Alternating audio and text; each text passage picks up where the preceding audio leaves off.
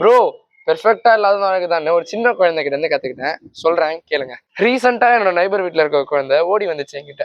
கையில என்ன வச்சிருக்குன்னு பார்த்தா ஒரு 10 ரூபா நோட்டு, நடுவுல 2 கிழிஞ்சிருக்கு. இந்த 10 ரூபாய் மாத்தி தர முடியுமான்னு கேட்டா. நான் சிரிச்சுக்கிட்டே, இதை மாத்தினா 5 ரூபா தான் வரும், நான் மாத்தி வைக்கிறேன், நீ அப்புறமா வந்து வாங்கிக்கோன்னு சொன்னேன். சடனா சீரியஸா என்ன பார்த்துட்டு என்கிட்ட நீ போய் தானே சொல்றேன்னு சொன்னான். நான் கன்ஃபியூஸ் ஆகி, இல்லம்மா இது கிழிஞ்சிருக்குல அதனாலதான் 5 ரூபா வரும்னு சொன்னேன். அப்போ அந்த குழந்தை சொன்னது என்னன்னா, அதான் 2 கிழிஞ்சிருக்குல அப்ப 2 5 ரூபா தானே வரும்னு சொல்லிட்டு அந்த இன்னசென்ஸ் கடந்த கான்பிடென்ட்டோட நடந்து போயிட்டா. நான் அங்கேயே நின்று யோசிச்சேன், இங்க நோட்டோட வேல்யூ பத்தி பேசல, அந்த குழந்தையோட மைண்ட் செட் தான் மேட்டர். இதுவே நம்மளோட மைண்ட் செட் எப்படி வச்சிருக்கோம், இது யூஸ்லெஸ் டேமேஜ் அப்படின்னு ஒரு லேபிள் ஒட்டிருப்போம். ஒரு விஷயத்தோட மதிப்பும் நேர்மையும் நம்ம பாக்குற பார்வையில தான் இருக்கே தவிர அது பெர்ஃபெக்டா இருக்கணும்ன்ற அவசியமே இல்லைன்னு அந்த குழந்தை சொல்லாம சொல்லிருச்சு. அது மட்டும் இல்லாம நம்ம வளர வளர எந்த ஒரு விஷயத்தையும் ஃபர்ஸ்ட் நெகட்டிவ் ஆங்கிள்லயே பார்க்க ட்ரெயின் ஆயிட்டோம். எக்ஸாம்பிளுக்கு ஜாப் போச்சா, கேரியர் ஓவர், பிளான் இருக்காவிலையா, ஃபெயிலியர் ஆயிடுச்சு. ஆக்சுவலா உண்மை என்னன்னா சிச்சுவேஷன் நம்ம கண்ட்ரோல்ல இல்ல, நம்ம எப்படி ரெஸ்பாண்ட் பண்றோன்றது தான் நம்ம கையில இருக்கு.